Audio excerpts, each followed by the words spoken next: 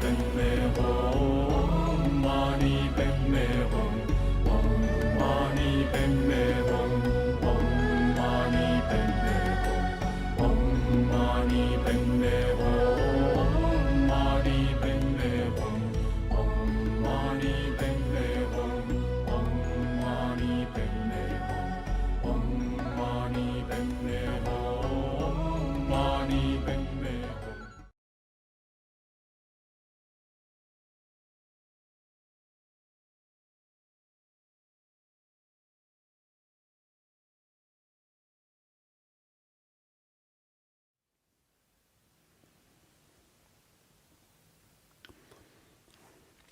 Hello everyone. Thank you everybody joining this class on the 7 Vajra points with the special text by Asanga, which we have introduced last 2 sessions and quite in depth. Now we are here to do the 3rd lesson. Before we do the lesson, please bring your full attention and good intention as you already have, and remember the qualities of the Buddha, the Dharma, the Sangha, the triple gem, which was quite important points in last week's teaching, which who are refuge object, and then renew our commitment to follow the Dharma,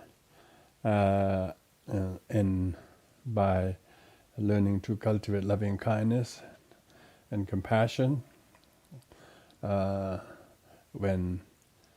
because we are often surrounded, we encounter people with lots of problems and sufferings, and when we have refuge, we will always use kindness as the first and the last resort.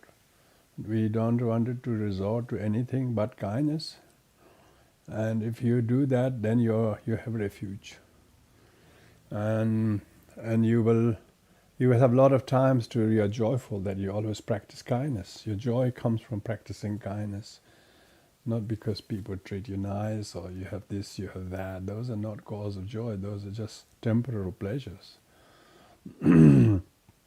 Real cause of joy is when we are able to practice kindness and remember the value of that, and remember the value of the Dharma and refuge in our lives.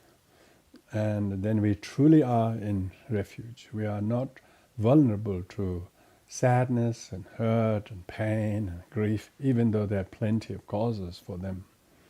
We don't get overwhelmed by them because we have refuge. Because we have comprehensive insurance policy.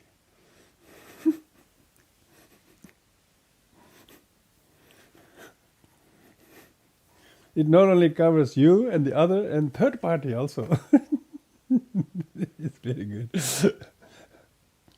See, Buddha was, this insurance policy was only recent, 20th century. Buddha was selling insurance policy called refuge. and so refuge is very important. Wow, amazing.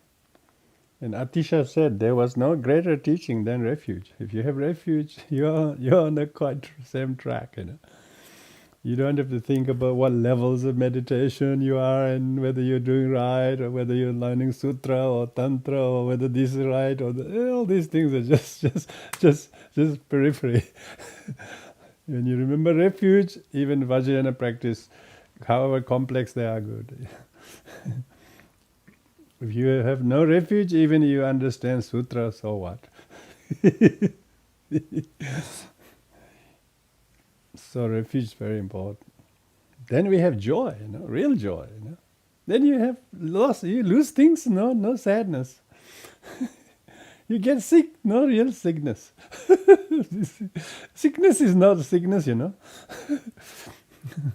When you have refuge.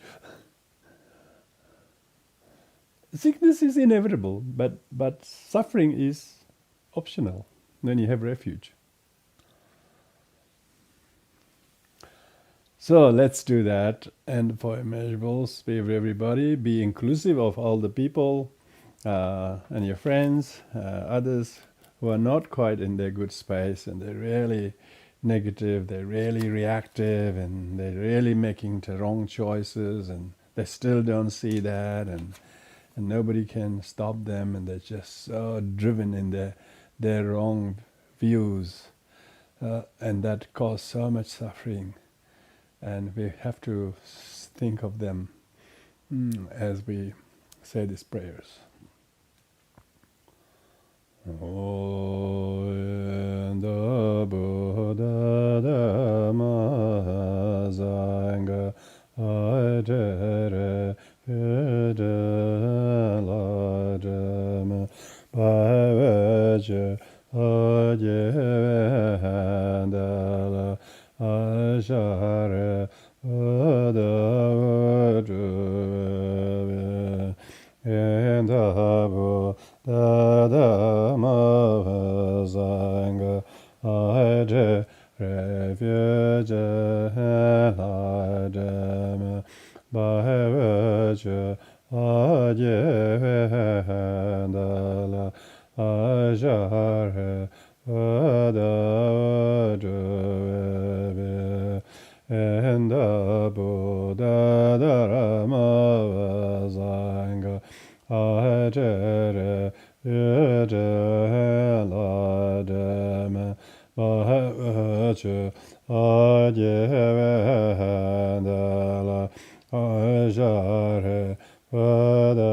Vajra May all beings have happiness and the cause of happiness. May they be free from suffering and the cause of suffering. May they never part from the happiness that knows no suffering. May they dwell in equanimity, free from attachment and aversion to those near and far. May all beings have happiness and cause of happiness. May they be free from suffering and the cause of suffering. May they never part from the happiness that knows no suffering.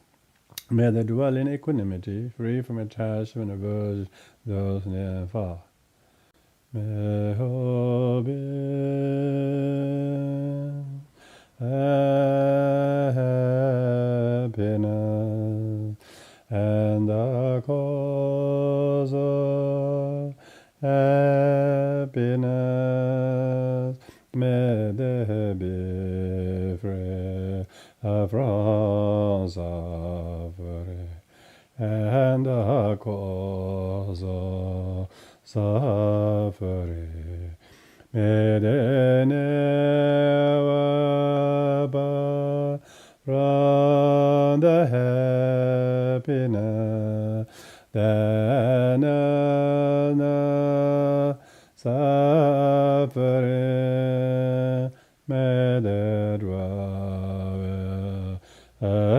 equanimity, free from attachment and aversion to those near and far. God into the intelligence and predisposition of the Yajanda Dharma Agrela Hekama Ego.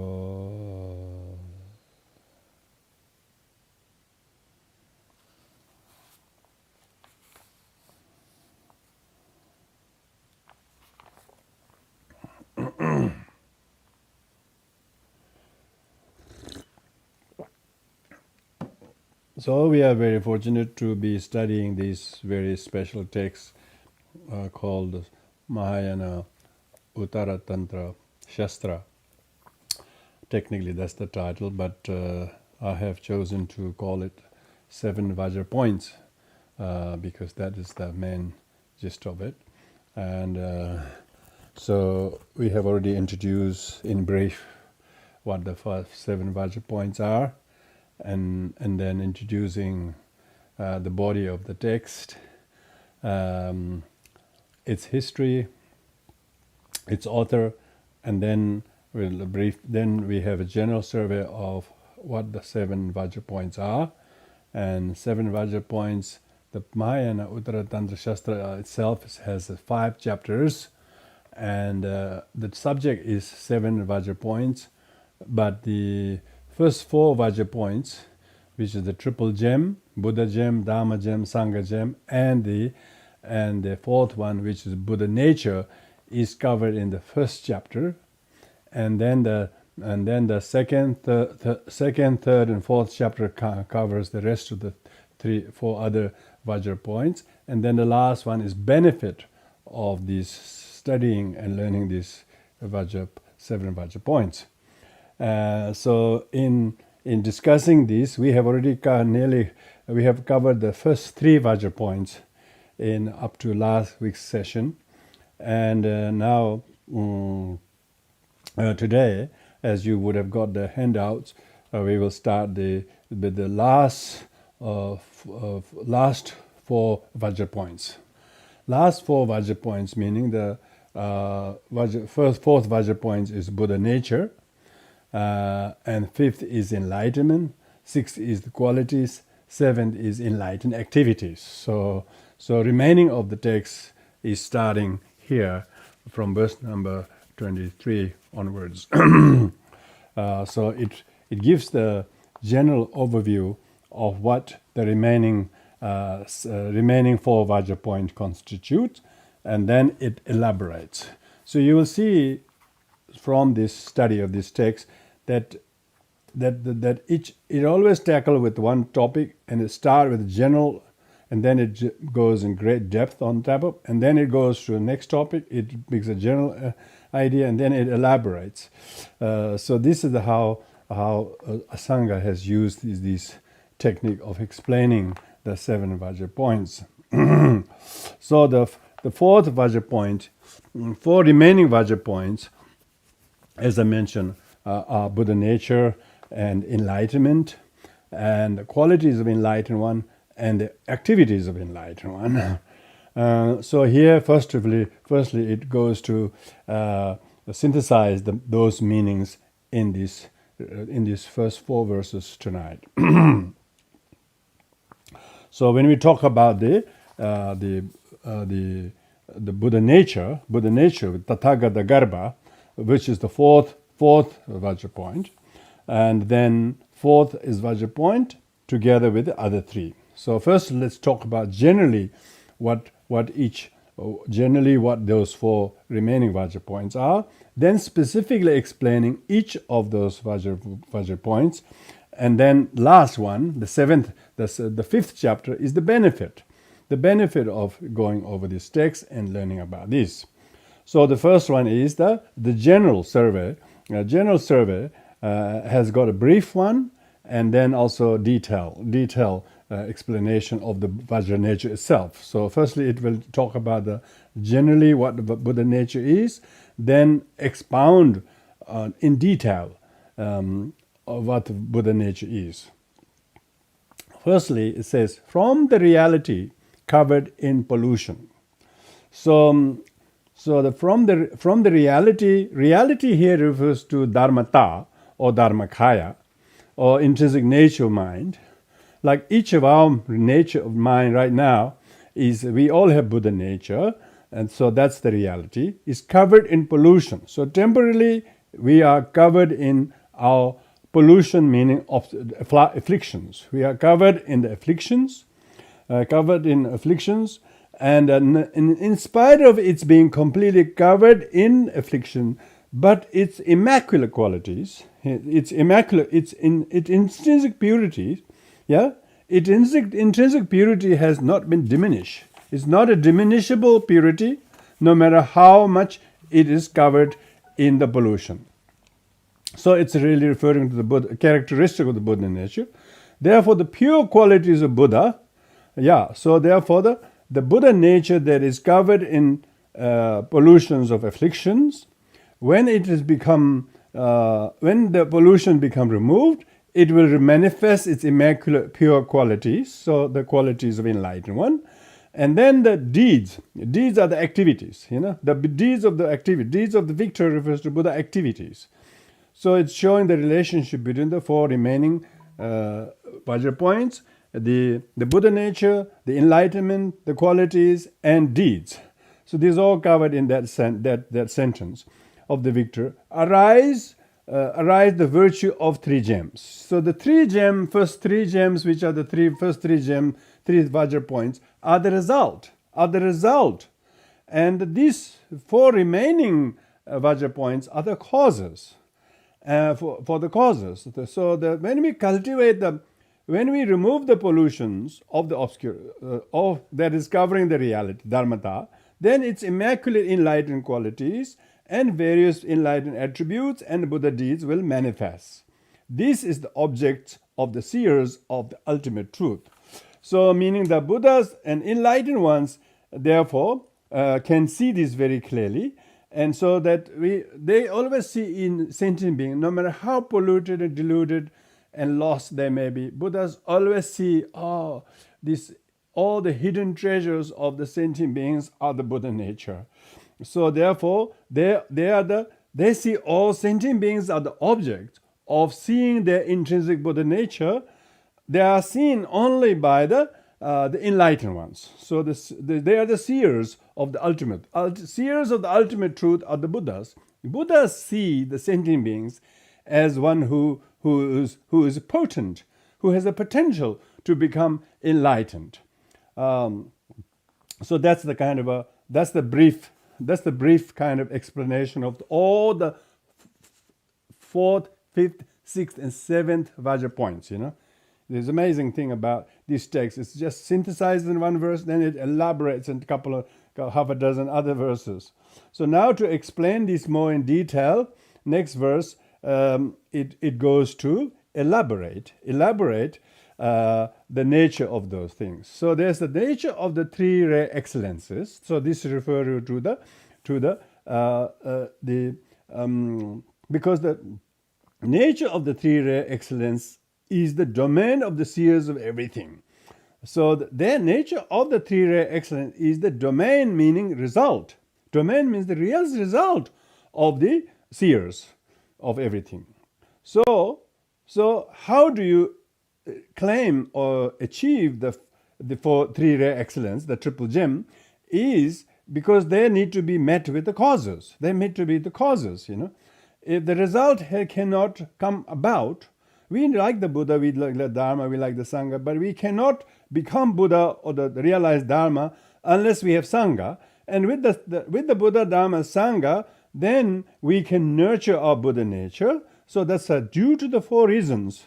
The four reasons are, there are four things here. Each of the four remaining Vajra points are the four reasons. These four aspects are respectively inconceivable.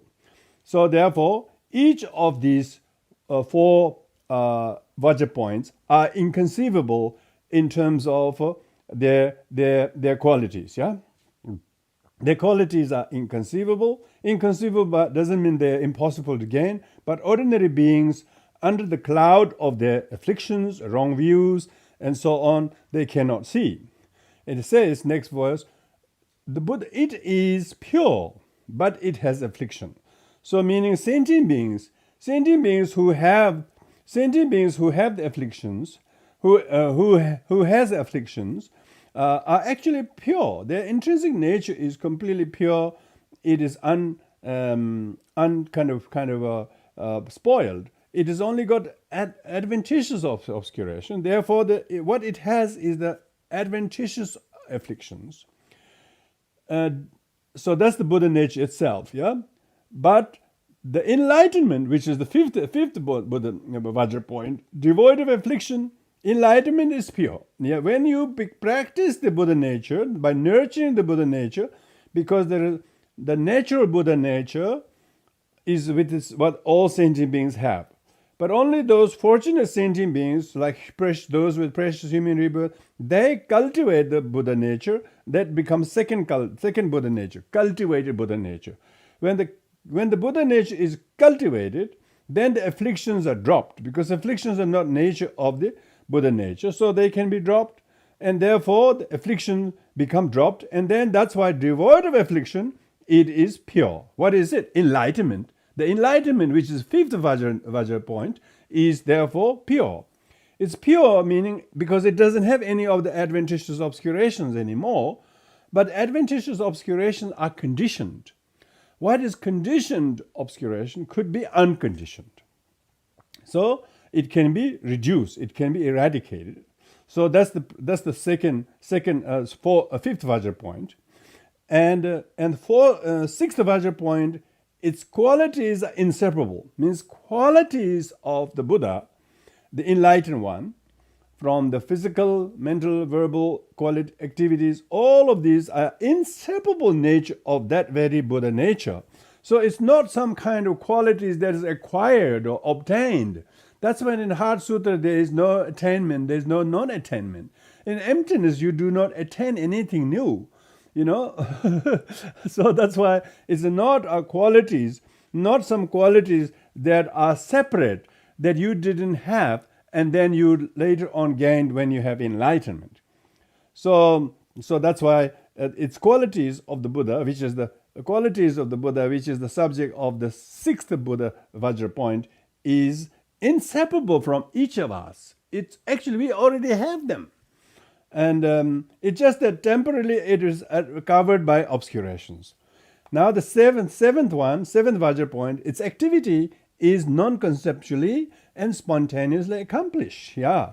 So their meaning the activities of the Buddha nature. Activities of Buddha nature is spontaneously accomplished. It doesn't require any effort. Like the Buddha's enlightened activities right now are spontaneously accomplishing your well-being, my well-being, everyone who listens to the Dharma. It automatically makes them to realize the benefit of Dharma, because Buddha activity is almost effortless. It's only looks like we have to put a lot of effort. Buddha activity is like power, electricity. Buddha activity is like electricity, and you just have to connect with it. You have to be connected. You have to be connected. Amazing, isn't it? When the power is on, it's spontaneously all your things are working. Your computers are working, your television is working, your smartphone is working, everything's working. So therefore, electricity, Buddha is like the electricity, power. The power is spontaneously accomplished. So all the activities is a non-concept. Buddha doesn't have to say, "Oh, I will help those couple of people in Australia in 21st century during pandemic." No, Buddha, there's no such thing. Buddha is inconceivable. He doesn't have to conceptually think of helping us, helping the. He has inconceivable comprehension of all sentient beings. So inconceivable. So that's why the Buddha activity is inconceivable, and yet it is spontaneously accomplished. So that's kind of an elaboration of the relationship between the four last Vajra points. Did you get it? Four last Vajra points: the Buddha nature itself, the enlightenment, the qualities, and activities. These are the four main topics, remaining main topics. And this is just a summary. Now what it's going to do is, in the verse number 26, it's going to explain how the Buddha nature becomes a cause to become enlightened, to attain the qualities. Because remember, we're talking about Buddha nature is the cause of enlightenment. Enlightenment is cause of qualities. Qualities is cause of activities. And all of this then makes you to realize the triple gem. So here it goes to say the realization gain realization. Yeah, realization gain realization of the attributes, what must be realized. So here the realization that which realizes the realization is the Buddha nature. Because if you realize the Buddha nature, then you get liberated from the obscurations. But if you don't realize it, you still get covered in the afflictions. So the realization gain realization of the attributes of what must be. What must be realized is enlightenment. So it's talking about enlightenment. The realization, gain realization of the attributes of what must be. What must be realized is enlightenment.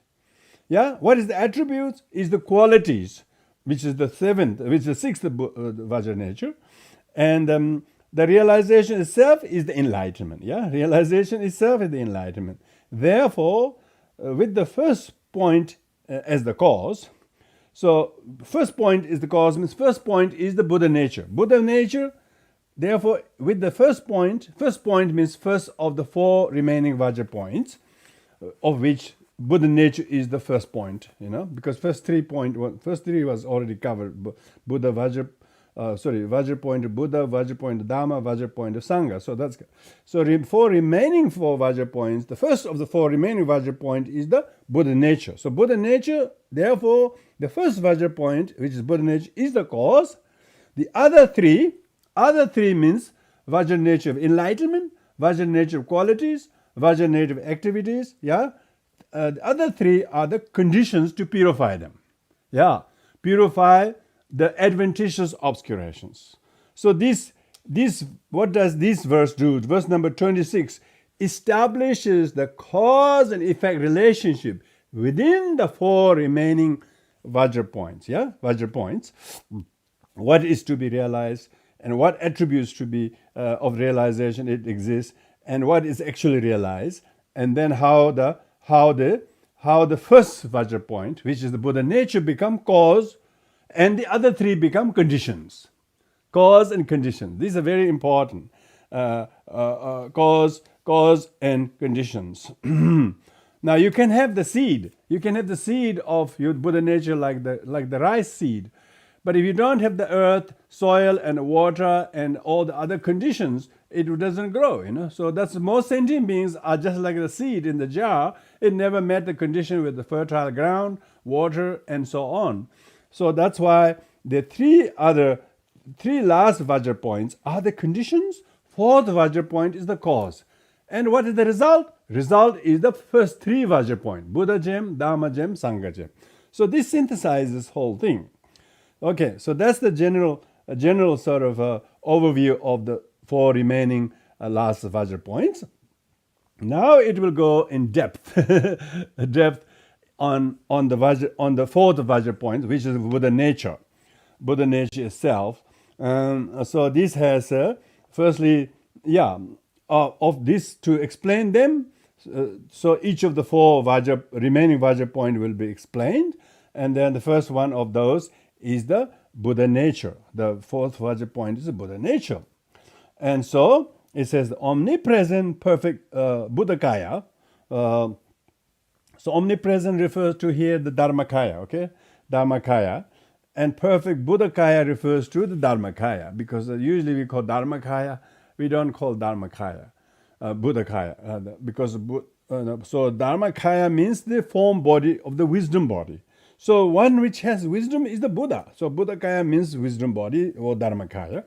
So omnipresent, perfect Buddhakaya is inseparable from the reality.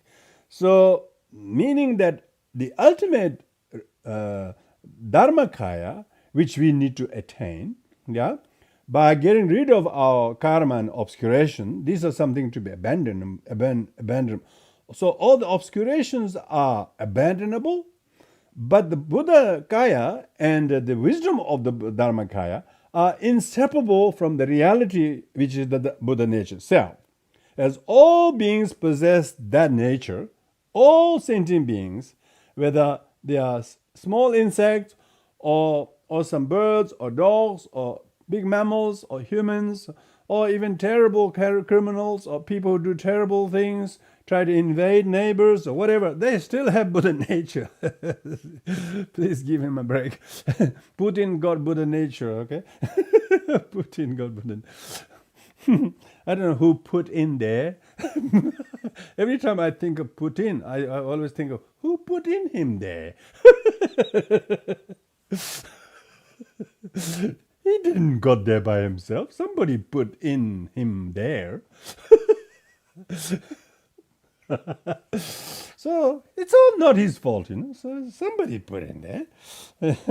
So anyway, all beings such as someone, individual, have possessed Buddha nature. Think of that. He too has some kind of intent to do good to some things, but he or she might be deluded. And because the adventitious obscurations are completely covering his mind and he's completely caught in the mire, the essence of Buddha nature is ever present. We have to think like that. Essence of Buddha nature is always present, and like a clean glass, the glass is always clean, whether it's covered in covered in the rain, or covered in milk, or covered in paint, or covered in whatever. The glass is always clean. It just you have to just clean it. That's it. So therefore, the Buddha nature is such intrinsic goodness, in a basic goodness, universal goodness in everything.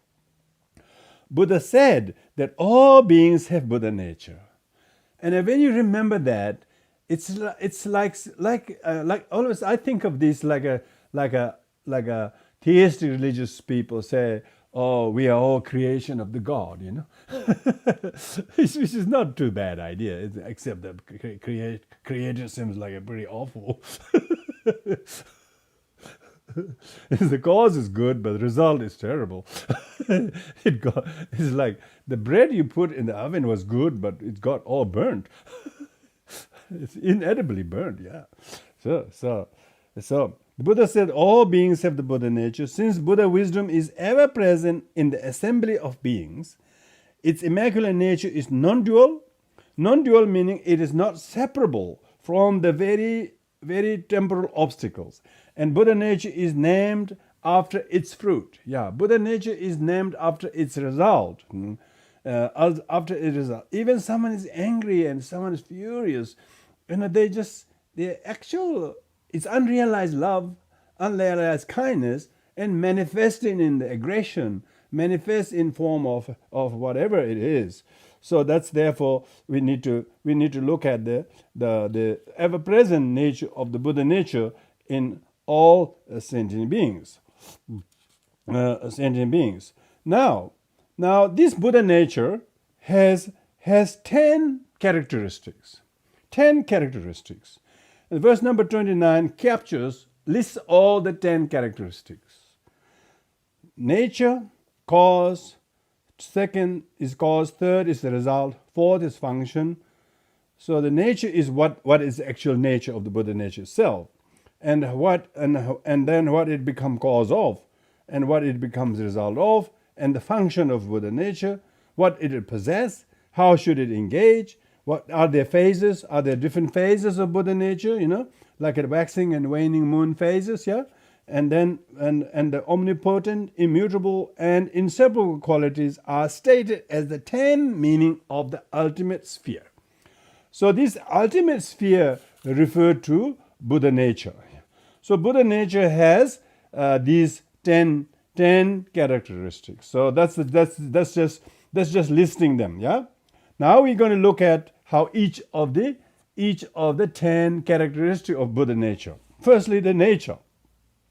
When we talk about the nature and the cause, because nature and cause are very much related, So what does it mean? What is the cause and what is nature? So we can talk about cause and nature together. Okay, we can talk about cause and nature together with the next verse, and then specifically talk about the cause itself separate from the nature, because nature of the Buddha nature we already said it's and then here we'll discuss in relation to this beautiful analogy here, like a jewel. It says like a jewel. So the nature of the Buddha nature is like a jewel, sky and water. These three you pick these three analogies very carefully. Like a jewel, sky and water. Buddha nature is always by nature pure. So like if you look at a gem, it is always pure. Like if you look at crystal, if you look at gem, whether it's a whatever it is, semi-precious stone, whatever. Look, it's so pure. Look at crystal. Look at the topaz. Look at the opal or whatever it is. When you look at it, it's so pure. It's by nature. It's so pure, and then and it's free from affliction. Yeah, free from afflictions. So these three examples of gem, sky, and water. These three are collectively talking about the nature of the Buddha nature. Nature of the Buddha nature. It is by nature free of afflictions. So if you have to usually we don't. When somebody is angry, we think he is his emotions. If you get angry, you think, I am my angry. You almost sort of think there is one. We lump them together. We shouldn't. So this is a teaching how to de-lump you from the emotions. You are gem, and you are not pollutable by those afflictions. That's what it says. Are free from afflictions. So what is the afflictions? Afflictions are adventitious.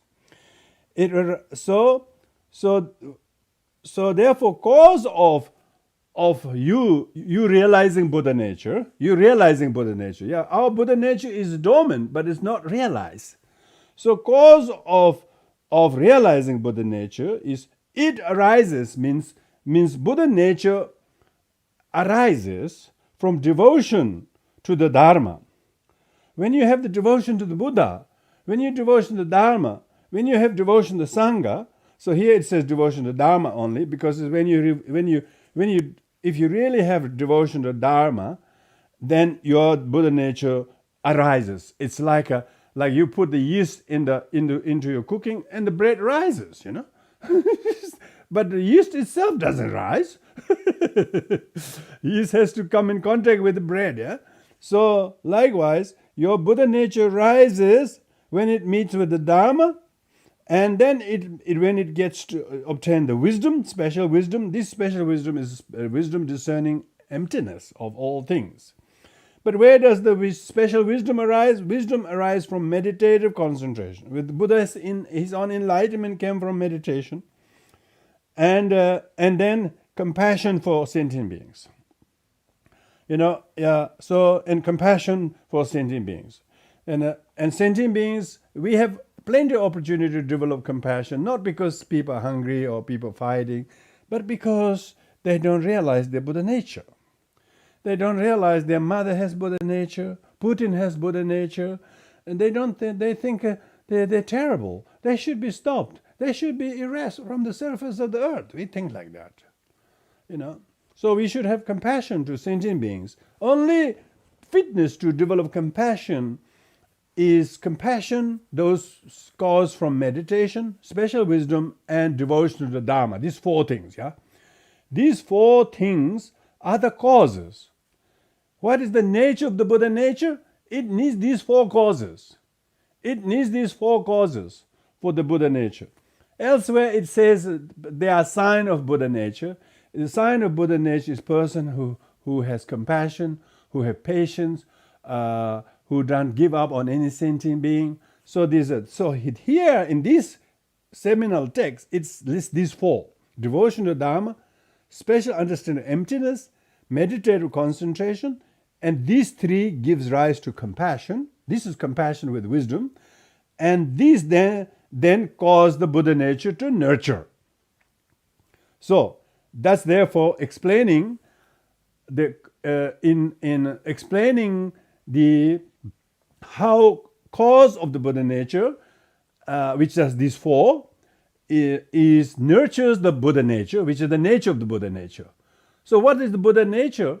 It is only if it is nurturable by these four causes. All sentient beings, Buddha nature can be nurtured if they met with the Dharma. But most sentient beings don't meet Dharma. Poor thing. They find all other subjects. They meet all sorts of subjects, all sorts of knowledges, but they don't meet that Dharma. And from devotion to Dharma, you have to have some kind of karmic inkling to feel drawn to see how true the Dharma is. And you have this amazing comprehension and composition of mind that really knows Dharma is so much a medicine, so much a priceless gem to have had. So when you have devotion to Dharma, which that's where our fellowship is comprised of, because we have all devotion to Dharma. And from that, we listen to the teaching, we read the books, we meditate, and then you might even have some glimpses of emptiness, yeah? Conceptual glimpses of emptiness, isn't it? And your conceptual glimpse of emptiness mainly comes from good listening, good contemplation, and good meditative concentration. Lots of people do reading and listening, but they don't meditate. The wisdom from listening and contemplation is very inspiring, very riveting, but wait until you gain the wisdom from meditation. So the meditative concentration, and from that, if you realized emptiness, if you heard emptiness once, if you heard the quality of Triple Gem inspired, wait until you contemplate in your everyday life. Now wait until you meditate on emptiness and then realize them. Then wait until the what kind of compassion, constant, incessant. Your compassion is incessant. You cannot have compassion one moment and no compassion next moment. Not like that. Yeah, but not like. Your compassion is always on your surface, your mind. Because you see the sentient beings have so much, but have so little. They do so much things, but they do so little that's useful. They work so hard, but they don't do anything useful for the sake of true purpose. Therefore, your compassion is always constant. You're incessant. Your compassion is incessant. So that's why these four are the cause of the Buddha nature. To nurture the Buddha nature. So it's pertinent that people need to have Dharma. And we are trying hard so that people meet Dharma, hear Dharma, read Dharma. And even if they read intellectually, most are not devoted to the Dharma. So from devotion to Dharma, then special wisdom, meditation, and compassion. So that verse number 30 captures the relationship between cause and nature of the Buddha nature. Okay, cause and nature of the Buddha nature. Now we're going to explain the this relationship between these in amazing fashion. Relationship between these two. There's the nature of the Buddha nature and the cause of the Buddha nature. Yeah, these powerful, immutable, and moisturizing nature have concordant characteristic of a precious gem, sky, and water. Remember, we gave the analogy of the sky, gem, and water in a previous verse.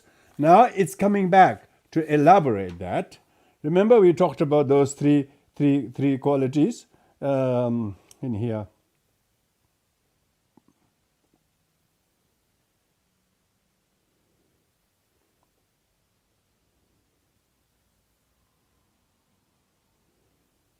Yeah, verse number 30. Verse number 30 we talk about like a jewel, sky, and water. Yeah, like jewel and sky. So now this verse will be elaborated. Those three analogy will be elaborated. That these three qualities, like the jewel, sky, and water, these powerful. Now the powerful is description of quality of gem. Immutable is the quality of sky, and moisturizing is quality of water. So what they're talking about is that power. This powerful refers to that this Buddha gem, Buddha nature is like such a powerful gem, powerful wish-fulfilling gem, and it is immutable because it cannot corrupt. It is not droppable. It will not be. You can never sort of. Some people say, strained Buddha nature, but we don't believe in that. Buddha nature can never be destroyed.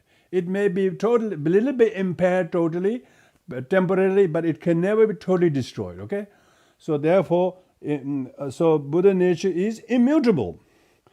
Immutable. It's powerful like a gem, immutable like the sky, and when you practice that Buddha nature, your compassionate mind waters the eyes. You develop the tearful moisture of compassion. Cultivates, and therefore has quality of water. What does the water do? Water condensate. Water moisturizes. We have to have emotional empathy towards sentient beings. We have to feel tearful. Have you ever developed tear because you feel compassion to the plight of sentient beings who do not know the wisdom of emptiness? People have tears of somebody not loving them. That's ridiculous. Or losing someone that they loved. That's not compassion. That's selfishness. People shed tons of tears out of selfishness. They don't develop tears of compassion. Why? Because they have not yet nurtured the Buddha nature.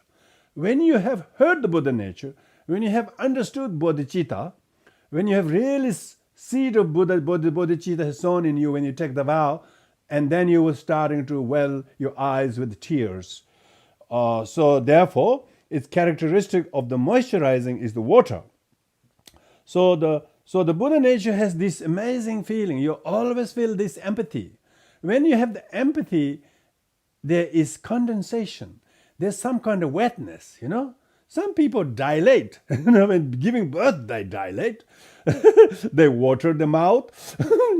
So watering the mouth, watering the eyes, I don't know, watering all over. We're full of bag of water anyways. Let us use some useful water. Come on. We are sweating. We have lots of water coming out of all the orifices, Let's develop the moisturizing empathy from which you feel the plight of sentient beings. And then you develop compassion. So that's the Buddha nature. When the Buddha nature is cause, it has these three qualities. Yeah? These three qualities is because you have the Buddha nature that is immutable, that is powerful. It empowers you to purify your own karma, afflictions. Not only that, you have the power to embrace those with sufferings. So therefore, these three qualities to do with gem and sky and water are respectively power, immutable, and moisturizing characteristic of cause and nature of the Buddha nature. So that's the nature of the Buddha nature. Yeah, nature of the Buddha nature. So that's the nature of the Buddha nature in self. Now the cause itself has three. First is what is the thing you have to abandon, and what is the remedy, and then the result. So these three will be explained. Yeah, and first is the what we have to abandon. What do we have to abandon? Now this verse number 32. All these verses are very poetic. You wouldn't believe. When I looked at some of the translations and look at Tibetan, I had to do some work. I can't simply photocopy and send the others because there are so much point they can miss when people are not working translation and collaboration. I'm working in collaboration because other translations are there and Tibetan texts are there, and you're always listening. And I have these visionary collaborators of translators here. And then the succinct Tibetan text, which is translated from Sanskrit, actually brings out the amazing things.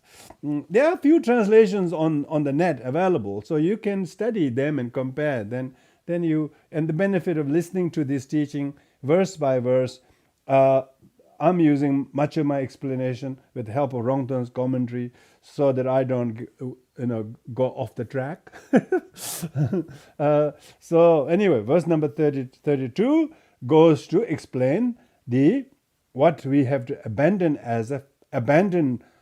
what is the cause of the Buddha nature, The cause of the Buddha nature is that which causes you to abandon the false. What is the cause? To acquire the antidotes and to achieve the result. That's the cause. That's why the cause is the second point of the Buddha nature. Yeah? Aggression towards the Dharma, self-grasping view, fearful of samsara suffering, and careless of the plight of sentient beings are the four natural veils. So this you can see that sentence doesn't finish, because the next stanza moves on to the next sentence.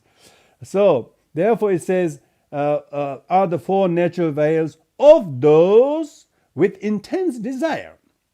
So those with intense desire refer to ordinary sentient beings, deluded sentient beings.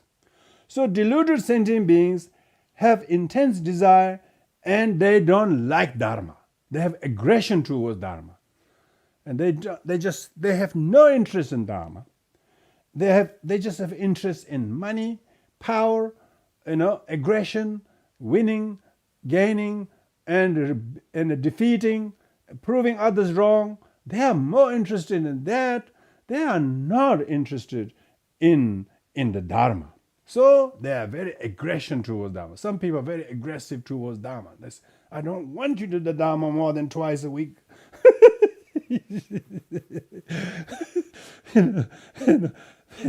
They just think that your life is robbed by Dharma.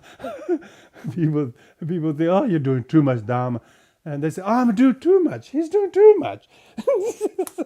So they're starting to have a little resentment towards the Dharma activities. Ordinary people are like that because there's so much worldly desires. They have these worldly desires, those with intense desire. So the verse number 32, where it says those with intense desire, relates to the aggression towards Dharma in the verse number 32. And the end of extremist. The extremist refers to those people who have wrong views regarding self. They think the body is self, name is self, gender is self, and their doings are self, their failings are self, and they think wrongdoer is others, and the one who's done wrong too is me, and that kind of wrong view. These are extremists. These people who have extreme views have this self-grasping view. So these things have to be abandoned. If you have Buddha nature, now we have to identify what are the abandonable factors. We have to abandon aggression towards the Dharma. We can't say we have them, thank goodness, otherwise we wouldn't be listening to Dharma if we have aggression to Dharma.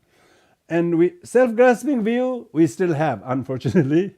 Self-grasping view, we still have. And that's a really subtle one. That's not easy to abandon, But if you nurture the Buddha nature, you will slowly reduce the self-grasping. So that's abandonment factor.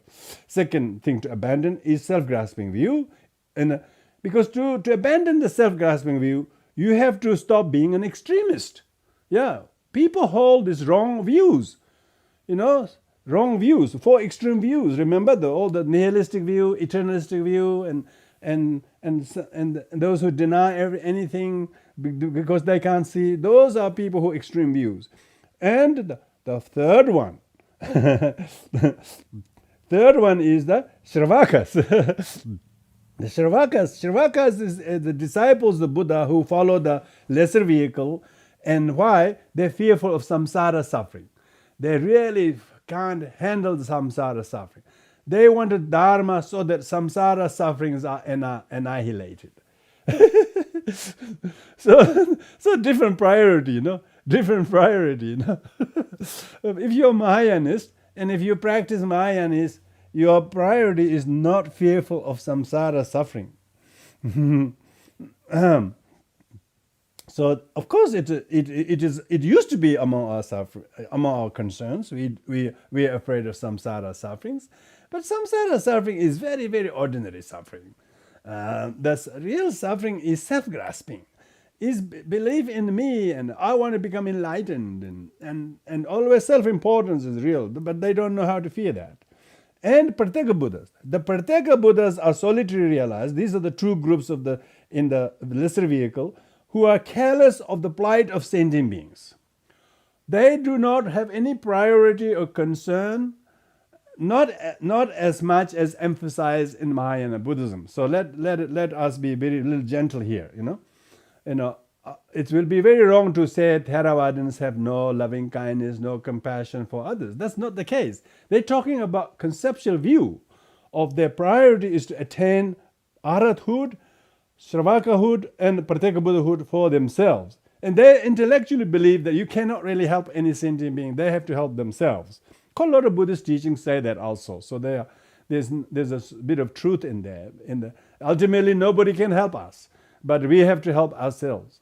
But Mahayana don't want to prioritize that, I am going to look after myself because nobody can help me, nor can I will look after myself. That's actually one of the four veils, one of the four wrong views. That's why the verse number 32, if you marry those two verses, verse number 32 and 34 together, in Tibetan and Sanskrit, they're so beautiful because they're very poetic. They not only rhyme, they also chime.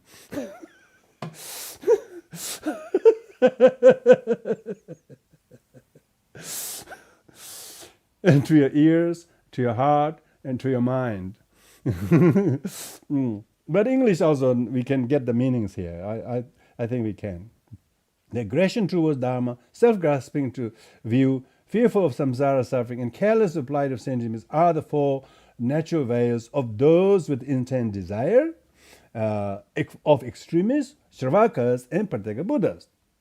So those are the four problems. The four qualities, including outstanding devotion, and so on, purify these causes. Now, we talked about that in the previous verse, yeah?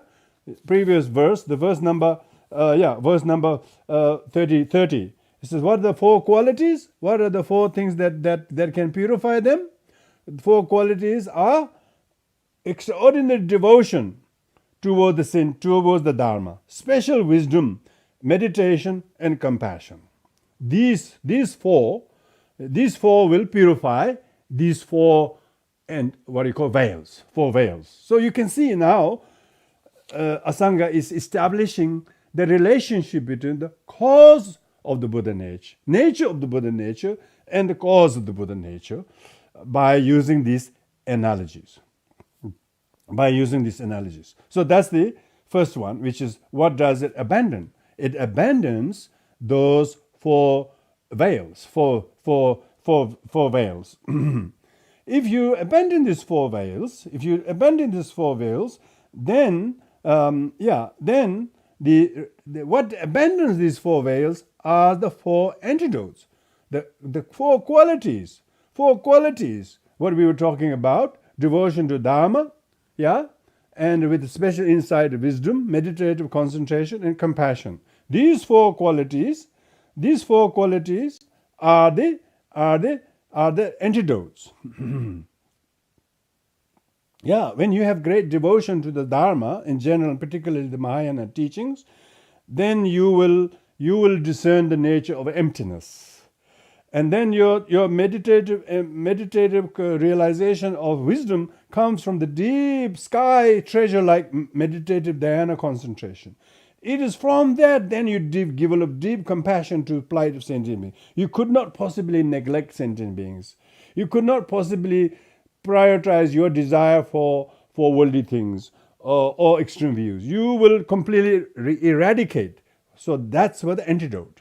The antidote are these four, and these antidote become effective to get rid of the four veils of the four individuals who are not quite have the right aptitude to nurture their Buddha nature. Because their cause is Buddha nature there, but they're not not meeting with the cause of the Buddha nature. So the cause to nurture the Buddha nature is devotion to Dharma in general, and then deep meditation and deep understanding of emptiness from the deep meditative concentration and compassion. So these four, unless one has these four are therefore causes to purify, to remedy the four obscurations, and then that's what the relationship between the cause and effect. cause and nature of the Buddha nature. That's the first 2 points. Yeah, first 2 points of the 10 points. Then these 4 veils are purified. Those with intense desire, after realizing, after they have conceived Buddha nature and bodhicitta, they'll start to decrease their desire for worldly things. They used to be so driven over their things. Now they're slowly able to mute it down. They're able to moderate their desire for competitiveness, for aggression, to prove that they are wrong, to prove that you're a victim. All those driven things. You wouldn't believe how driven people are. Because they don't have Buddha nature. If they have Buddha nature, they will deliberately remedy those strong, intense desire, and then grasping the wrong view, grasping to the self-importance will also be muted. How about that? Grasping to the self-importance, self-grasping is muted. It's become very obvious self-grasping is the cause of suffering. The other people's doing this, doing that, then they're just conditions. They're just conditions. The real cause is self-grasping, self-importance. Because of that, now the self-grasping and intense desire are remedied. When these are remedied, because of that, your devotion to Dharma, your faith in the emptiness teachings, your amazing curiosity and interest and amazing understanding and knowing that emptiness is the teaching, true teachings, to be sought, to be realized, only through meditation. That's why we need to meditate. And you beef your quantity of your effort to meditate. So you do the meditation more, because then you're cultivating the 4 causes, these 4 antidotes. And then your desire is decreasing, your extreme views are decreasing, your self-importance, neglect of sentient beings are all remedied. So you're not so much complaining about weather, complaining about the people, because these are samsara sufferings. You don't talk about samsara suffering. You don't say, how are you today? Because, as if samsara was well always, Samsara is always painful. So why you have to ask every day what is the taste of the ocean water? It's always salty, Ridiculous. Have you ever asked people what's the taste of that Bondi beach water? What is the taste of the 90 mile sea water? You're so stupid, aren't you? They're all salty. So don't ask each other, how are you? They are miserable. That's the nature of things. Even his winning something is miserable. Even his gaining something is miserable.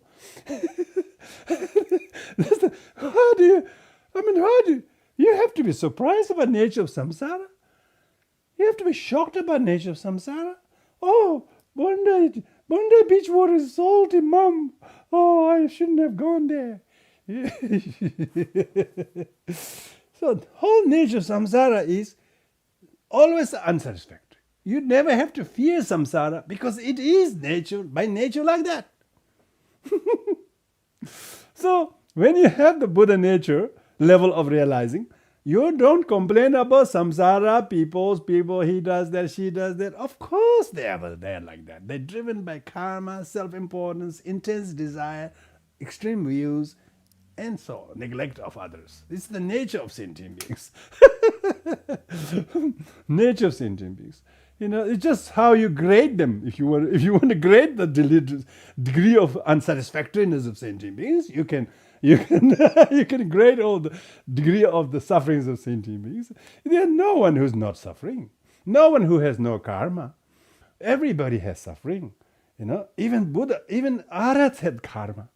Even Buddha himself acts as though he has karma to die from eating some kind of wrong food at the end. Even his feet got injured by Devadatta rolling a rock out of enmity. Everybody has subject to karma. So that's the nature of those who are born with aggregates. So why we have to talk about all of his sufferings?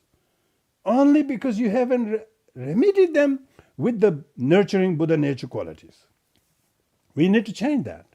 And that's why we are learning how to nurture the Buddha nature by knowing what is the cause of the nurturing Buddha nature, what is the nature of the Buddha nature that is nurtured or that is left dormant and unnurtured. Unnurtured Buddha nature people have those four wrong views. And those people who are nurturing are cultivating their devotion to Dharma. Even if you're not well, you're still holding your mala, you're doing your mantras, okay? And you're doing your sadhanas. Because your devotion to Dharma is unconditional. And you do not complain as much as before because it's nature of samsara. Come on. Start to say, all seawater is salty. Don't ever drink next one. Next time you don't drink it. And that will help you. Why we have to desalinate? Why we have to desalinate the seawater? Because without that it's undrinkable.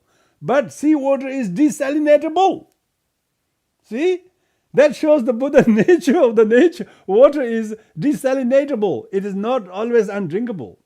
You wouldn't believe these days now cow poos, human poos, they're recycling them. You wouldn't believe what they're transforming them into. And modern technology has taught us we can recycle many things, leaving no trace of what they used to be. Only a couple of minutes ago they were cow poo. After a few hours they are methane gas cooking your dinner. My sister does that every day, by the way. She lives in South India with the Tibetan village community. They've been all taught how to use various agriculture methods. They were given some plot of land, South Indian government, and some of them can keep some cows, and then they realize they can use the cow dungs as to produce gas, methane gas, and they just have to mix it every day, and then and after a couple of hours later, that cow dung all became your gas that cooks your food, so that you can make more dungs. So it's quite interesting how things can be transformed. So our wrong views, desires, extreme views, neglect over the other sentient beings, these are all transformable. So we'll be able to change them if we know how to cause the nature of the Buddha nature, not live dormant, but actually nurture them. So if you practice that, then it will bring those results. Now the third is temporary result. Third is the temporary result. This captured in verse number 34, temporary result. Those whose seed is devotion towards the great vehicles, so meaning those people who now have this strong wish. This is beautiful analogy too, another beautiful poem here. Those whose seed is devotion towards great vehicle, the mother of analytical wisdom, cultivate the Buddha qualities, whose abode is the blissful womb of meditative concentration, and whose nurse is compassion, are heirs to the sage. Look at that. The analogy there is what is the analogy here? First is the devotion. Devotion to the Buddha nature is the seed. Okay? Devotion to the Buddha nature is the seed. So that's a seed. And by realizing the ultimate view of emptiness of self, that is the mother. That's the fertile woman, fertile mother. The woman has to be fertile, She just can't want to have a baby, There's a lot of women want to have baby. They can't because they're not fertile. But a woman who is fertile and she has intention like the Buddha nature, and then the seed is sown into the womb of the mother, and the mother who cultivate wanting to have the baby is the womb. The womb is womb. So, and then in the womb of the fertile woman, when she enters into the dhyana, meditative concentration, the womb is meditative concentration is likened as a womb. And then There, the realization of the nurse. The nurse is the compassion. Compassion is the nurse. The what do you call, the ladies who look after expectant mothers? Midwives. The midwives. The midwives. The compassion is the midwife. Midwife nurseries. Midwifery nurses. Midwifery nurses is that which causes the mother to, expectant mother to give birth very successfully. Yeah, give birth successfully. There's a lot of birth complication, by the way. So it's good to have a good midwifery. And so the nurses is your compassion. And then what do you produce? You produced offspring of the Buddhahood. So what does that verse capture? And that verse captures the relationship between the devotion towards the great vehicle. That is the devotion. Even devotion to the Buddha is not really devotion. Devotion to the golden statues, devotion to the nice tankas, is a devotion to art, But we have to, real devotion is, they represent Buddha teachings of the timeless teachings of the Buddha. Devotion towards the great vehicle. Great vehicle is the greatness of the heart that puts priority of other many sentient beings before your own. That's the great vehicle. Whose mother of analytical wisdom. So the mother has been used as analytical wisdom that understand emptiness. Understanding of emptiness is the fertile mother. If you don't understand emptiness, that's why your meditation, that's why your diligence are not coming into fruition, because you haven't got a good comprehension of understanding of emptiness. So that's why your analytical meditation, wisdom, understanding emptiness is the mother. So that's why we need to so much reading, so much listening, and most importantly, meditation. Because unless you have the blissful womb of meditative concentration, your analytical meditation on emptiness merely conceptual and academic. There's a lot of people with Buddhist PhDs, PhD from Harvard, PhD from London University, Sydney University, so what? They are not putting their bums on the cushion doing meditation. But those who actually meditate, they are the real womb of the meditative concentration. So the womb, in that womb of meditative concentration, then you really develop compassion towards sentient beings who lack the Dharma, who lack the wisdom, who lack the importance of selflessness and fault of selfishness. And then feel compassion to your past 10 years you wasted with being so selfish. And you are determined not to waste any more year or even a day without being selfish. But practice selflessness, practice compassion. So now you have got the midwifery who is helping you to actually give a successful birth to the heir to the sage of the Buddhahood. So this talks about the temporary result of the Buddha nature. Even though some of us may have a long way to go from realizing emptiness, but every day you have this feeling of the relationship between the devotion towards the Dharma, understanding of intellectual understanding of emptiness, and the need to meditate, and how much it therefore increases compassion to your past and to sentient beings. So you can actually understand this beautiful analogy that Asanga has put this. These are not just writing poems, These are meaningful poems. Some poem rhyme, but that's about it.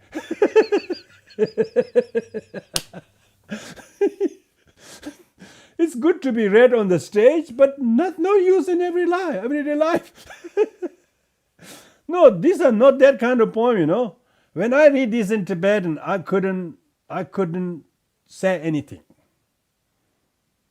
It has this power embedded in the wording because it is such deep meaning of that. Those whose seed of devotion towards the great vehicle, whose mother of analytical wisdom cultivate the Buddha qualities, whose abode is the womb, blissful womb of meditative concentration, and whose nurse is compassion, are heirs to the sage.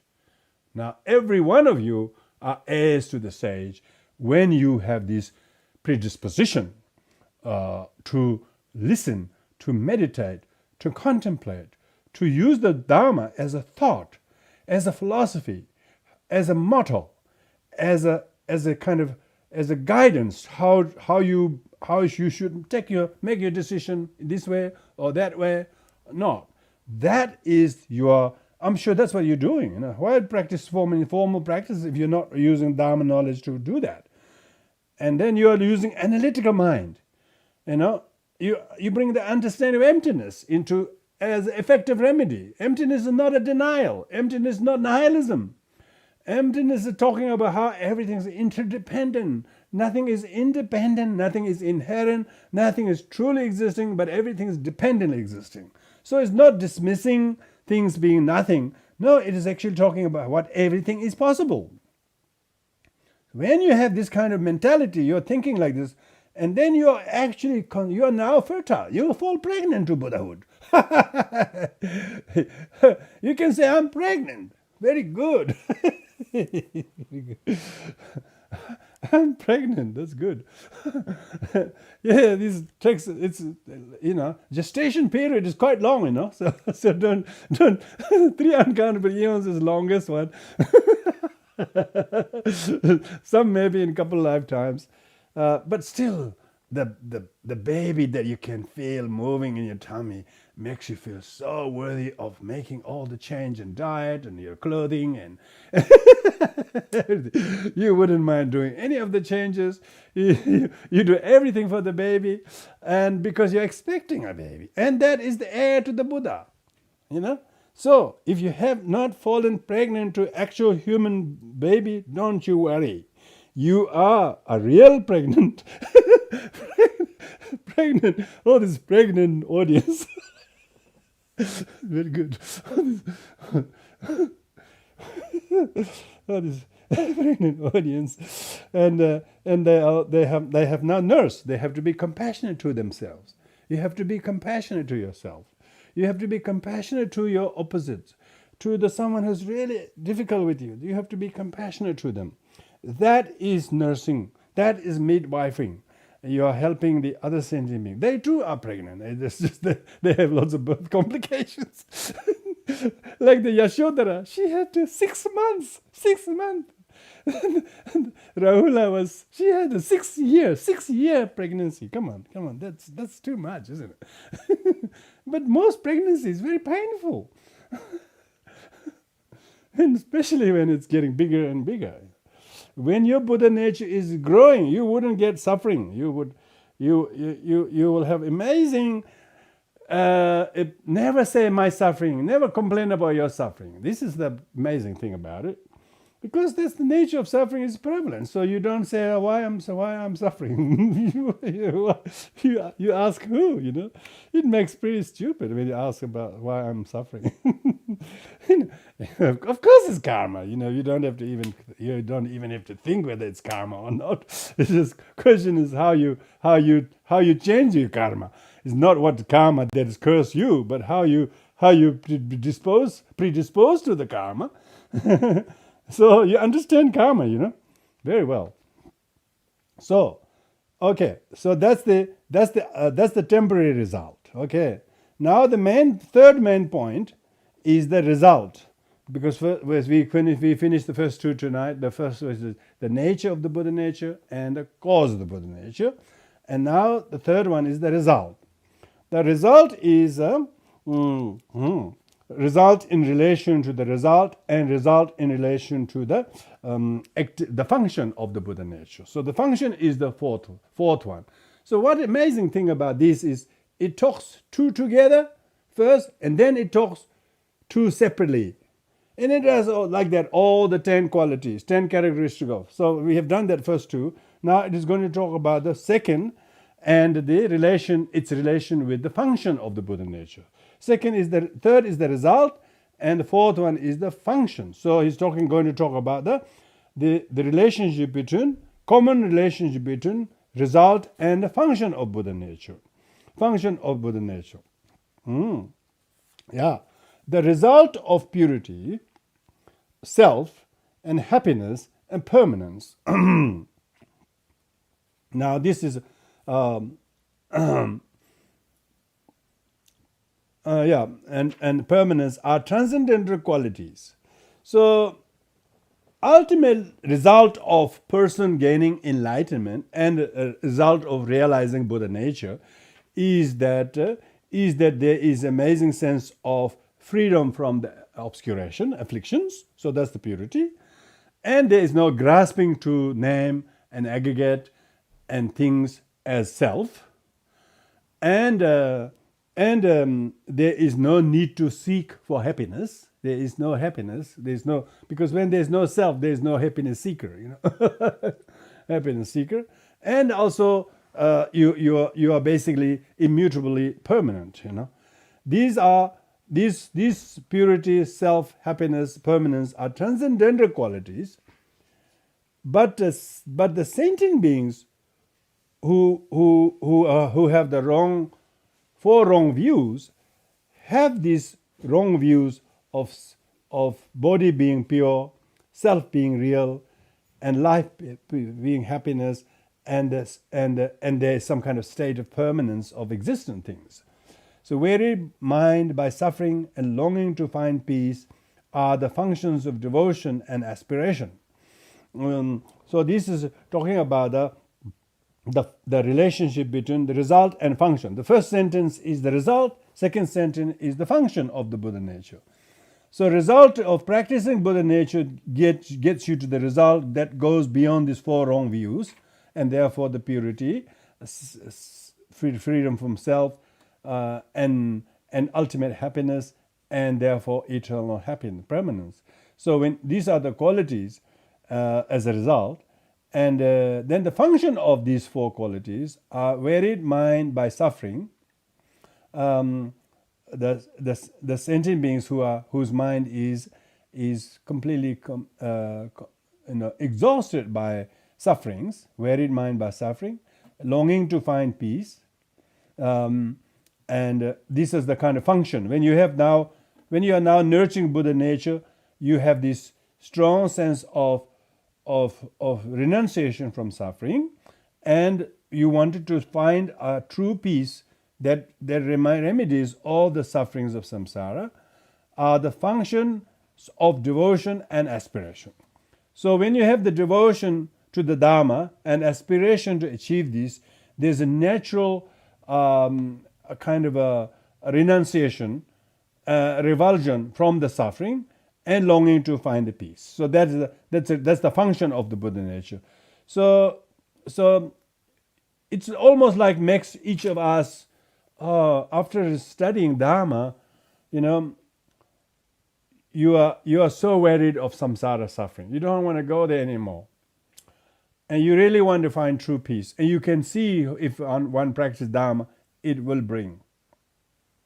As a result of that, your devotion to practice, your devotion to study, your devotion to meditation, your aspiration to the practice will increase. These are the function of the Buddha nature being nurtured.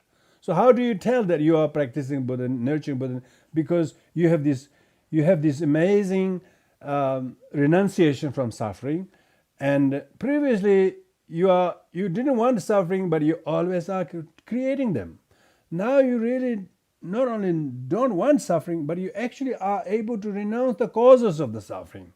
That is intense desire, that is the extreme views, that is the sort of aggression. All of these, you now know the cause of suffering that you are learning to renounce. Therefore, your awareness of the suffering is not just a burden, but actually is a fitness. So therefore, the fitness that you find in accepting sufferings as your own doing, not blaming onto somebody, that is the function of the devotion. You no longer blame and mourn and groan about sufferings anymore, not because you have less suffering, but because you create less. You are not whipping them up. You are not overreacting to suffering. because you're so worried by your own sufferings and you don't want to repeat them too many. Therefore, your devotion to daily practice, study regularly, all of these are interrupting your tendency to suffer incessantly. And therefore, you even have some breakthrough, longing to find peace. Not only you're longing for peace, but sometimes you really find absence of ill will and absence of kind of enmity. You see that there is no enemy if I don't have enmity. So I need to get rid of my enmity, and this is the cause of my problem. And as a result of this, you don't even have enemy. Because you do not have any enmity towards them. And then you're not just longing for peace, but you actually are rejoicing peace. You're relishing peace.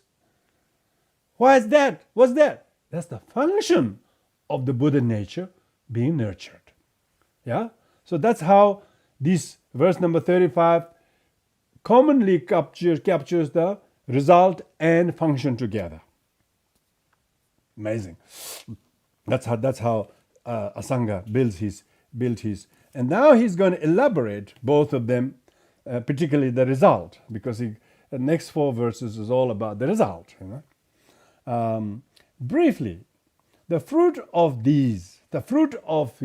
cultivating the remedies and remedying the 4 wrong views are the classified remedies. The classified remedies. What are the classified remedies?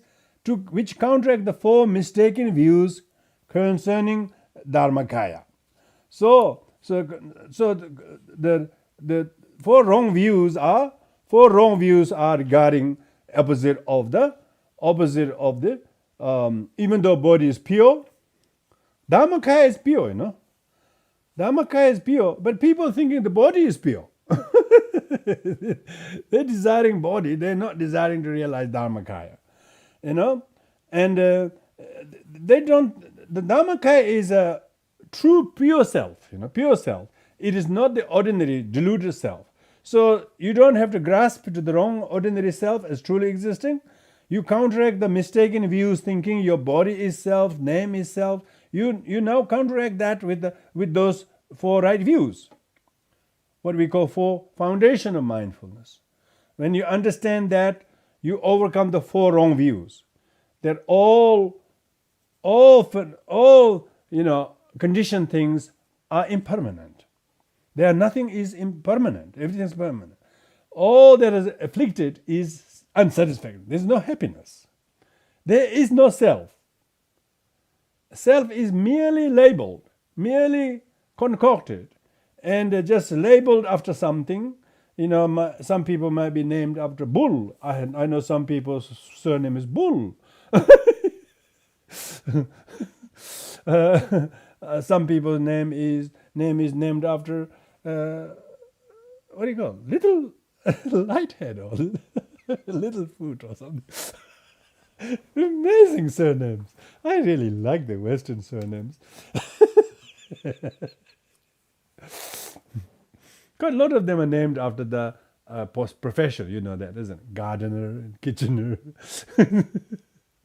And he doesn't do any gardening, but his name is Gardener. So we are not really self. There's no truly existing self. So all the wrong views are now counteracted, and therefore you gain therefore you reclaim the 4 right views of the Dharmakaya. Dharmakaya is pure, it is devoid of ordinary self, it is perfect happiness, and it is actually permanent. It is not conditioned. Because of that, the 4 mistaken views that body is pure and desirable is counteracted, and all feelings are real and they are causing myself. All feelings are transient. All feelings are transient. So you actually understand that all happiness that people think are actually not real happiness. They are really future sufferings. And so now you are able to counteract the 4 mistaken views of the of the Dharmakaya, as well as, so those verse number 35, in which we talked about in the first sentence about the four qualities, and now here when we talk about elaborate the explaining, even though he says briefly, the four mistaken views concerning Dharmakaya are counteracted by the classified remedies of the purity, self, happiness, permanence of the Buddha nature. So then it goes to explain what the four classified remedies are. It says it is pure, because it refers to the Buddha nature. Buddha nature is pure as its nature is pure, and its propensities are rejected. The propensities of habits and karma and condition, these are all rejected. So its propensity to think the body is pleasurable and desirable are rejected. It sees the body from the skin all the way to the marrows of bones are all impurities. It is all filled with liquid, gas, and solid. And together with the warmth, it really can have a potential to go off anytime. In hot. You're always going to the doctor to check which part is going to decay, which part is becoming solid and hard and cyst and growth and so on. They're all going wrong inside. You wouldn't believe. This whole body is just like a bag of problems. bag of problems. Some people may have many medical complications, but even those who right now says it's okay, but go after 2 months, they will discover something. go after 3 years time. They never diagnosed that 3 years before. Now after 3 years, they have diagnosed you completely something. Then they diagnose you something, you take him in, and then on top of that, it's another side effect. And what is talking about? They're talking about the unsatisfactory saucepan of the body. It's trickling, it's oozing, it's cracking, and it's breaking into pieces, and the body is constantly not pure. So therefore, the wrong propensities, thinking body is desirable and pure, is rejected. Therefore, Dharmakaya is now reclaimed as pure. It is sacred self, since all conception, elaboration in relation to self and no self is completely pacified. You no longer have this ordinary self, you have the sacred self. But Dharmakaya is emptiness of self. It's not an ordinary self, it's sacred self. So therefore, when we visualize the deity, it's a sacred self. We call deity yoga. I'm White Tara. I'm Vajrayogini. That's a sacred self. You have deified yourself in the form of the goddess. And because you have realized Dharmakaya, you no longer say, I'm this, I'm white, I'm brown, I'm this, I'm that. You don't get caught up in the ethnicity and linguistics and all that. You are beyond all of that. So that's the sacred self. Since all conceptual elaboration in relation to self that is named after your gender or the color of hair and the number of the passport or all these things, you're no longer caught up in that. You are no longer in that box. You're no longer in that box. No self is completely pacified. The self is completely pacified. So that's the text of that takes care of the first two.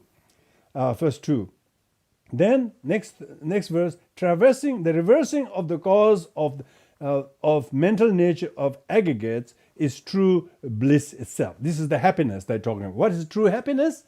What is true happiness is bliss, is reversing of the cause of mental nature of aggregate. Your aggregate are only your mind. Your mind says, I am my body, I'm my head, I'm my...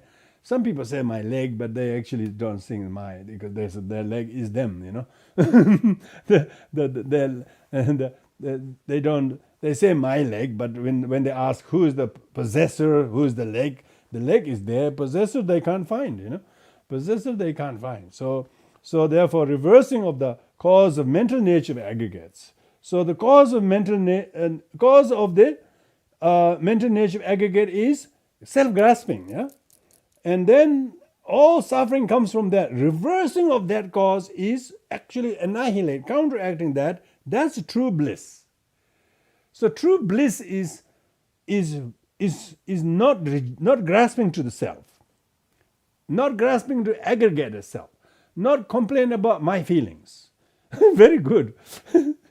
If you're no longer complaining about your feelings, it's a very good sign. You have reversed the cause of mental nature of your aggregate of feeling. Always talking about how I felt and you shouldn't have done this to me, I felt that. All this is a cause of the mental nature of aggregate. All aggregate are mental formations. All aggregate are mental formation. They are mental designations. They are mere conceptual framework we have imputed. Otherwise, there is nothing whatsoever. So if you forget somebody's name, you can't say who is who, let alone say who is whose. You can neither say who is who, nor say who is whose.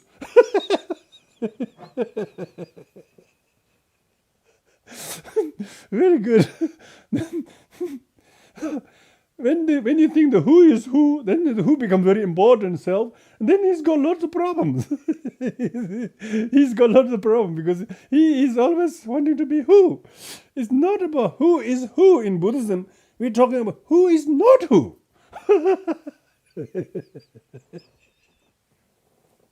Therefore, we try to give them deity yogas to substitute this, so that they don't go too far, thinking they are the color or creed or the gender or the history. They say you are Vajra, you're Vajrayogini, you're compassionate, you're wise, you got wisdom. We try to deconstruct this habituation. So therefore, it's not about who is who, it's who is not who. We can reverse that, reverse the cause of mental nature of aggregate, and that is true bliss.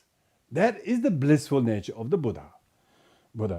The permanence, which is the fourth one, is the realization of the oneness of samsara and nirvana, annihilation of all dualities, hot and cold, high and low, gain and loss, fear and hope, relaxed and agitated, hot and cold, friendliness and unfriendliness. These are all mutually inclusive. None of these exists one without the other. So everything is dependently originated, as is samsara. When you think of that, and then you realize this eternal state called permanence. This permanence is used in this case. Permanent here is not a conditioned one, is unconditioned. Because Dharmakaya in Buddha nature is unconditioned. Only thing that is conditioned is removal of these wrong views looks like conditioned. But actual thing itself doesn't have to be improved, doesn't have to be bettered, doesn't have to be rehashed or nothing. Buddha nature is adequately good as itself. Wisdom cut away all self-craving without exception. So now this is talking about the wisdom deriving from the nurturing of Buddha nature as the result is the wisdom. So it uses the analogy of cutting away the self-craving. So self-craving is now cut, severed.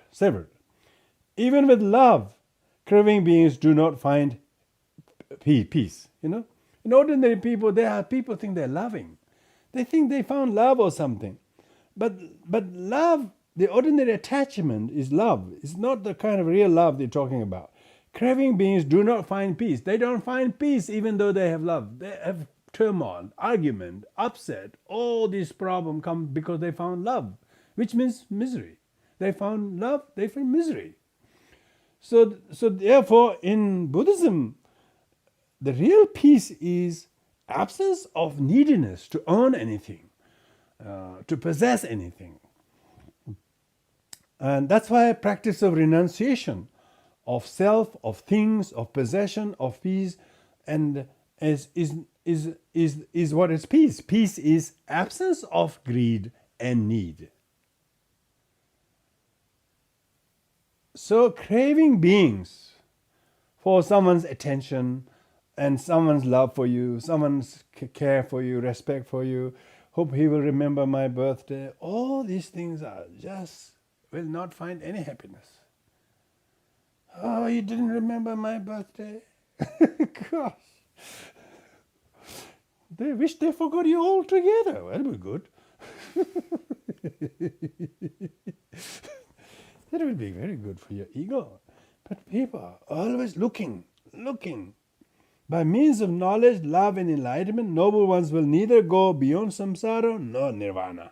So that's ultimate result. Ultimate result of Buddha nature is that there is a complete cutting the root of the craving for self. And there is amazing, even meditation is to dissuade the craving to the self, to the body, to the name, to the feeling, to the perception as me or mine. Cutting away self-craving without exception. The result. How do you know that Buddha nature is germinating in you? You can see the decreasing of craving for your need, for your. I'm not talking about, say, you're thirsty, you will not drink water or anything like that. For the ordinary aggregate survival, you will drink water and so on. But you will not go in great length to try to get something your way and then create lots of aggression and all of that. You will not do that. You wouldn't say you're harmed, you're betrayed. You don't go over that because it's all craving. It's nothing but craving. It's not about who's right, who's wrong. It's who has more craving than the other. So when you have wisdom, you tend to be able to cut the root of the suffering, which is the self-craving.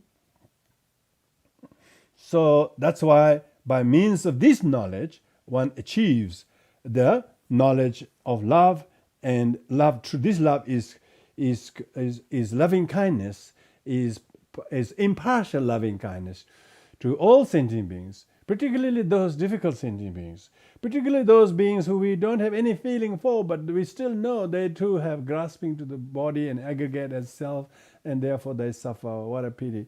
And then our compassion is oozing all the time. There's never a moment you are not empathizing with the watery eyes because you are cultivating, you are dilating with compassion. You are condensating your heart filled with compassion, not because you know him well, or not because he's your relatives, not because they are sentient beings. Every sentient being is your childlike thing, your mother-like. The Buddha, the one who has Buddha nature, has nurtured his Buddha nature to the extent someone who's very difficult to you, even more compassion to them. And even someone you don't know at all, even more compassion. Every single being is more deserving of your compassion. So there's no kind of picking and choosing and saying, no, I don't want to do work with you at all. You did this to him or to... Not that kind of thing. Gosh, I mean, your Buddha nature is so easily sort of changeable, so discourageable very quickly like that. It's not like that. No, one actually have the sign of result of showing this predicament and this. So with this, we have covered the first 3 of the 10 characteristics of the Buddha nature, which is the 4th Vajra point. So thank you everybody for devotion to the Dharma, your devotion to Dharma, your glimpse of understanding of the emptiness, and your developing compassion towards others who don't have this, and then your determination to do meditation a little bit each day, and therefore cultivating amazing compassion as an everyday to way of life are the very, very function of Buddha nature being nurtured. And this session is no exception, isn't it? Thank you. We will now do the dedication of merits, everyone.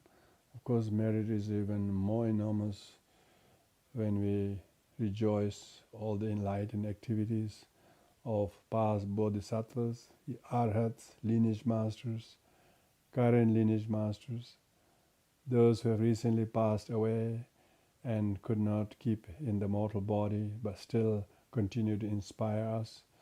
All of their legacy we must remember, rejoice, and make prayer to follow steps towards the same as much as we can.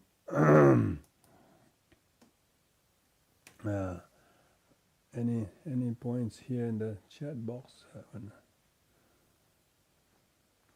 Some of you may not have, if you don't have the handout, you should write to Kath, secretary at sakya.com.au, so that they will send you. Because if you haven't registered, Kath doesn't know who to send to except those who registered. Anyway, thank you very much. Let's do the dedication, Mary.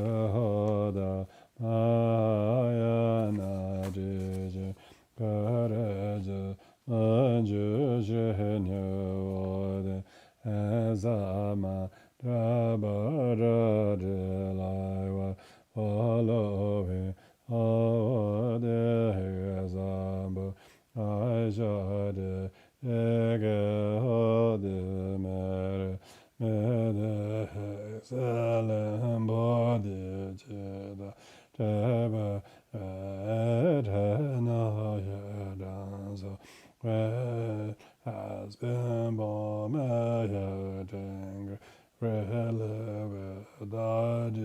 generation.